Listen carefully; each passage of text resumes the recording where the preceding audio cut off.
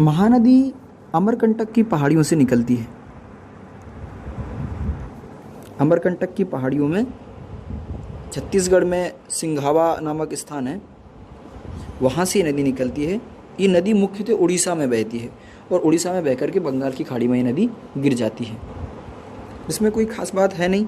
इसकी अगर हम सहायक नदियों की बात करें तो शिवनाथ, त्रासदी, नांद, ईव, जोकिंग, इसकी कुछ छोटी छोटी सहायक नदियां हैं, तो कोई बहुत इम्पोर्टेंट नहीं है। अगर कुछ ध्यान रखने वाली बात है तो अमरकंटक इसका स्रोत है। इसके अलावा ये जो प्रमुख रूप से उड़ीसा में नदी बहती है।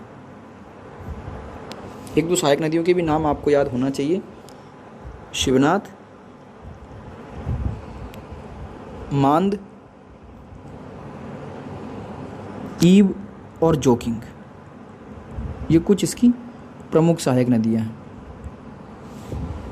इसके अतिरिक्त दो और नदियां हैं जो उड़ीसा में बह करके बंगाल की खाड़ी को अपना जल ले जाती हैं: ब्राह्मणी और बैतरणी। ये छोटी छोटी नदियां हैं, इनका लोकल इम्पोर्टेंस है, इसलिए हम इनको बड़े में नहीं पढ़ेंगे। केवल उड़ीसा में इनका स्पेसिफिक इम्पोर्टेंस है, लेकिन बहती उड़ीसा में है, तो जब हम पढ़ रहे हैं तो थोड़ा सा इन पे ऊपर भी इंडिकेशन हम देते हुए चलें। मैप पे अगर लोकेशन की बात करें इनकी, तो उड़ीसा का जो तटवर्ती इलाका है वहाँ ब्राह्मणी इस तरीके से बहती है, दो जलधाराओं का संगम है। और महानदी इस तरीके से हम देख ही चुके हैं कि महानदी के ऊपर यहाँ पर ब्राह्मणी और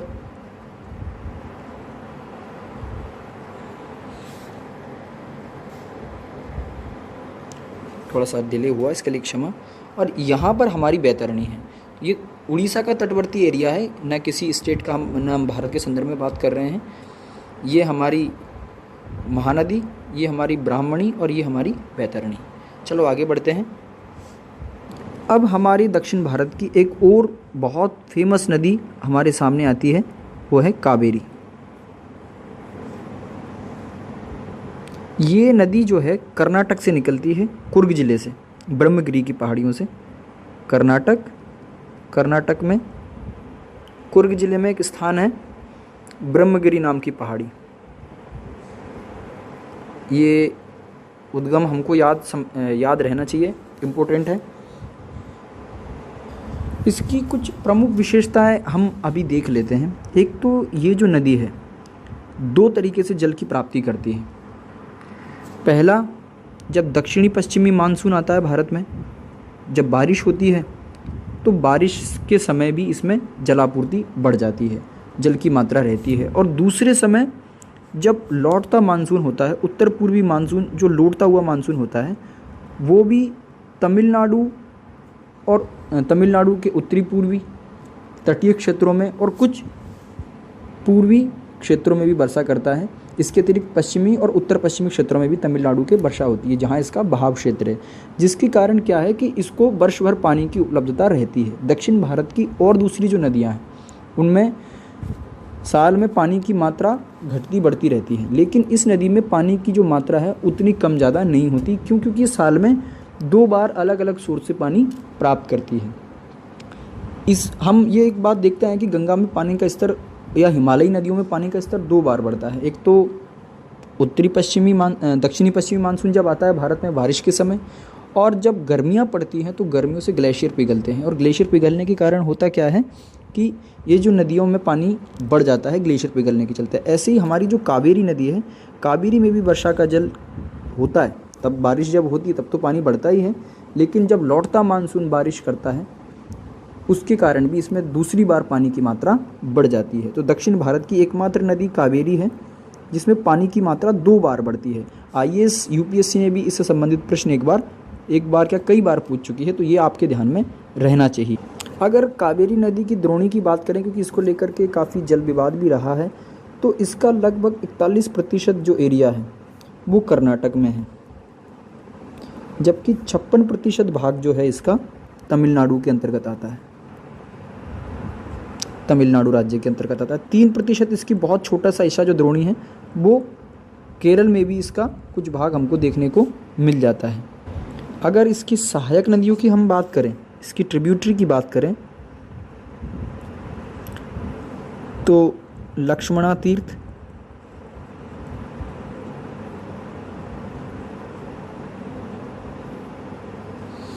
लक्ष्मणा तीर्थ, कबिनी, ये केरल की नदी है, छोटी सी नदी है लेकिन इसकी सहायक है तो हम यहाँ पर पढ़ लेते हैं। सुवर्णामती, भवानी, सुवर्णामती, भवानी। इसके अतिरिक्त अमरावती जो एक फेमस रिवर है दक्षिण भारत की, अमरावती, ये इसकी कुछ प्रमुख सहायक नदियाँ हैं। इसके अतिरिक्त एक दो नदियाँ और भी हैं जो ज़्यादा महत्व की नहीं है। अमरावती इसके दाहिने किनारे से आकर के मिलती है तो ये थोड़ी सी महत्वपूर्ण हो जाती है। अमरावती कावेरी के दाहिने किनारे से आकर के मिलने वाली प्रमुख नदी। अन्य जो नदियाँ हम देख रहे हैं ये भी जो कावेरी के दाहिने किनारे पर ही मिलने वाली हैं, लेकिन अमरावती इनमें से प्रमुखता के साथ नाम आता है, तो आप इसको ध्यान रखें। अगर हम बाएं किनारे की बात करें कि दाएं किनारे पर मिलने वाली कुछ नदियां हैं, तो अगर बाएं किनारे की हम बात करें तो बाएं किनारे पर इसमें कुछ नदियां आकर के मिलती हैं जिनके नाम कुछ इस प्रकार से हेरंगी है, हेमावती है, अक्रावती है। ये कुछ प्रमुख नदियां हैं जो इसमें आकर के बाएं किनारे पर मिल जाती हैं। उम्मीद है आपको यहाँ तक ठीक ढंग से समझ में आ रहा होगा। इस नदी पर कई प्राकृतिक जलप्रपात, इस नदी का जो अफवाह क्षेत्र है इसमें कई प्राकृतिक जलप्रपात हमको देखने को मिल जाते हैं। इन प्राकृतिक जलप्रपातों की अगर हम बात करें तो एक कावेरी नदी पर बहुत फेमस शिव समुद्रम जलप्रपात किस पर है? कर्नाटक में है। कावेरी नदी पर शिव समुद्रम जलप्रपात कावेरी, क्षमा करें ये कर्नाटक में नहीं, ये मैसूर के निकट, मैसूर के निकट कर्नाटक में स्थित है। यहाँ पर हम जगह का नाम डिस्कस कर लें तो ज़्यादा ठीक रहेगा। मैसूर के निकट ये पड़ता है, मैसूर कर्नाटक में स्थित है। एक अन्य प्रमुख जलप्रपात जो है होंगेनेकल वाटरफॉल, ये भी कावेरी नदी पर ही स्थित है। ये नदी कुछ छोटे छोटे नदी द्वीपों का भी निर्माण करती है। इसने 2 नदी द्वीपों का निर्माण जिन जगहों पर किया है उसके संबंध में हम छोटी सी जानकारी लेते हुए चलते हैं। वैसे तो बहुत अंदर की बात है लेकिन फिर भी जब पढ़ रहे हैं तो देखते हुए चलें। एक श्रीरंगपट्टनम के निकट और दूसरा शिव समुद्रम के पास। ये जो वाटरफॉल है इनके निकट इसने, इन 2 स्थानों के निकट इसने नदी द्वीपों का निर्माण भी किया है। अगर हम शिव समुद्रम वाटरफॉल की बात करें तो द्वीप के कारण इसकी धाराएं क्या है, 2 भागों में बंट गई है। और ये जो 2 अलग अलग जो धाराएं हैं वो सम्मिलित रूप से अलग अलग जलप्रपात बनाते हैं। तो शिव समुद्रम 2 धाराओं का एक समूह है। जो इसका पश्चिमी भाग है इसे हम गगनचुक्की कहते हैं। शिव समुद्रम का ये थोड़ा सा डीप है लेकिन कोई बात नहीं, गगनचुक्की इसका पूर्वी भाग है। शिव समुद्रम की यहाँ पर हम बात कर रहे हैं। शिव समुद्रम जो जलप्रपात है वो 2 धाराओं के रूप में गिरता है, गगनचुक्की और भाराचुक्की। भाराचुक्की जो है इसका पूर्वी भाग है और ये दोनों धाराएं सम्मिलित रूप से गिरती हैं। क्षमा करें, गगनचुक्की जो है पश्चिमी भाग है, मैंने पूर्वी लिख दिया यहाँ पे। ये हमारा वेस्टर्न पार्ट है जबकि ये हमारा ईस्टर्न पार्ट है। किसका? शिव समुद्रम का। कावेरी नदी के वाटर फ्लो को लेकर के विवाद भी राज्यों में रहा है।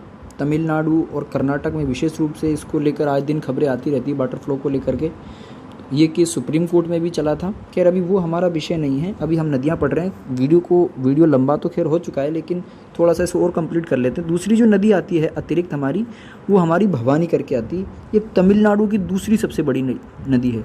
तमिलनाडु में इसका विशेष इंपॉर्टेंस है। कावेरी के बाद जो दूसरी इंपॉर्टेंट रिवर है तमिलनाडु की वो है भवानी रिवर। तो ये भी आप याद रखें।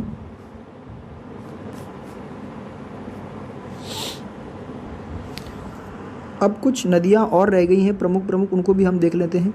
नर्मदा हम देख चुके हैं, ये अमरकंटक की पहाड़ियों से निकलती है और ये अमरकंटक की पहाड़ियों से निकल करके और खंबात की खाड़ी में गिर जाती है। अमरकंटक से निकलती है और खंबात की खाड़ी में अपना जल गिरा देती है।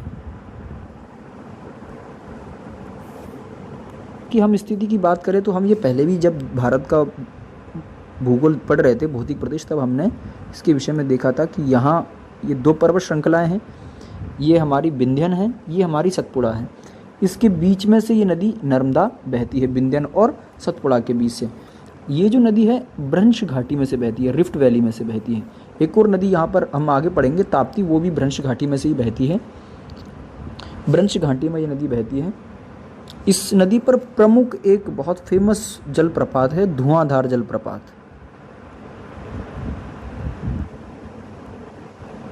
तो धुआंधार वाटरफॉल जबलपुर के निकट है, जहाँ ये एक प्रपात का निर्माण करती है, नर्मदा नदी। अगली जो प्रमुख नदी है हमारी ताप्ती, ये मध्य प्रदेश के बैतूल जिले से निकलती है।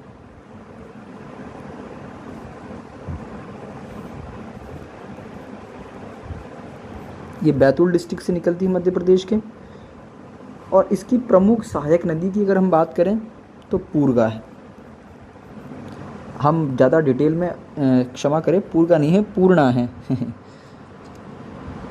वो लिखने में पूर्णा ही था लेकिन पूर्गा लिखा हुआ है, उसके लिए पूर्णा इसकी प्रमुख सहायक नदी है। ज़्यादा डिटेल में हम नहीं जाएंगे।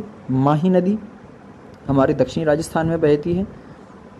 ये विंध्याचल पर्वतमाला से ही निकलती है, मेहंद झील से इसका उद्गम है। विंध्याचल पर्वतमाला में मेहंद झील, वहाँ से ये रिवर निकलती है और अपना जो जल है खंबात की खाड़ी में ले जाती है। एक अन्य प्रमुख नदी जो हमारी आती है साबरमती नदी। ये इस नदी का जो इम्पोर्टेंस है गुजरात में बहुत है। इसके अतिरिक्त गांधी जी का जो आश्रम है वो इस नदी के किनारे, साबरमती आश्रम इसी नदी के तट पर स्थित है।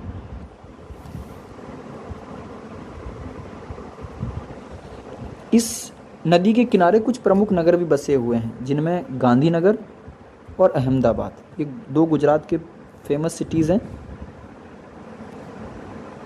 जो इसके किनारे बसे हुए हैं, गांधीनगर और अहमदाबाद। एक अन्य हमारी मरुस्थलीय नदी है जो कि इसी सिस्टम का हम पार्ट मारते हैं, लूनी नदी।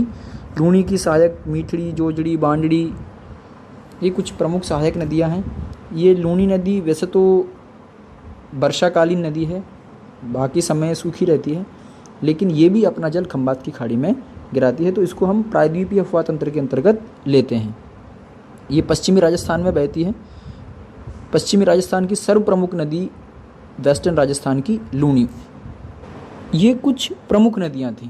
इसके अतिरिक्त कुछ अन्य छोटी छोटी नदियाँ हैं जिनका अध्ययन भी बहुत महत्वपूर्ण हो जाता है, जो एग्जामिनेशंस में पूछ ली जाती हैं।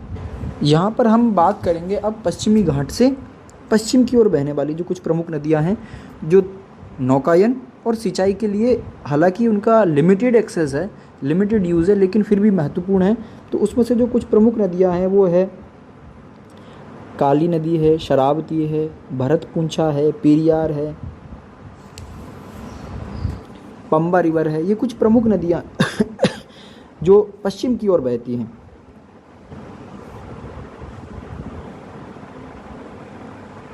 काली, बेड़ती, शरावती एक बहुत फेमस नदी है यहाँ पर, शरावती। ये पश्चिम की ओर बहने वाली नदियों की हम बात कर रहे हैं।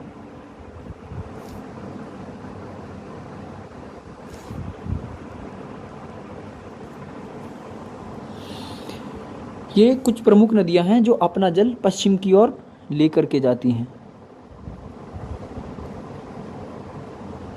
यहाँ पर हम बात करेंगे शरावती नदी की। तो शरावती नदी पर जो प्रमुख एक गेरशोप्पा जलप्रपात है, जिसको जोग फॉल कह देते हैं, भारत का सबसे ऊंचा जो वाटरफॉल है, ये जो नदी है कर्नाटक के शिमोगा जिले से निकलती है। शिमोगा डिस्ट्रिक्ट है कर्नाटक में। शिमोगा से नदी निकल करके और अरब सागर में अपना जल लेके जाती है। इस पर गेरशोप्पा करके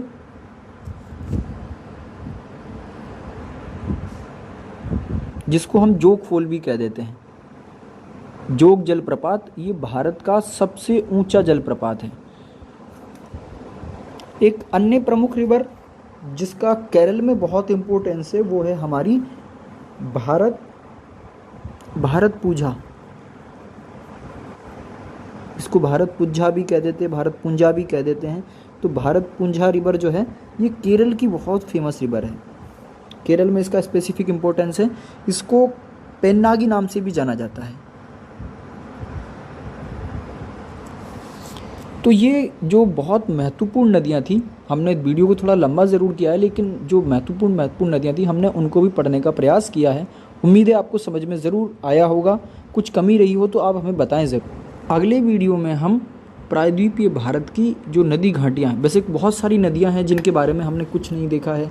स्वर्ण रेखा रह गई है, बैतरणी नदी रह गई है, पंबा रिवर रह गई है, पेन्नार, और भी कई छोटी छोटी नदियां हैं जिनके बारे में हमको देखना था, लेकिन समय सीमा के अंतर्गत जो बहुत महत्वपूर्ण नदियां थी हम उन्हीं का अध्ययन कर पाए। आने वाले वीडियो में हम दक्षिण भारत की कुछ प्रमुख नदी घाटी परियोजनाओं के संबंध में जानकारी देखेंगे।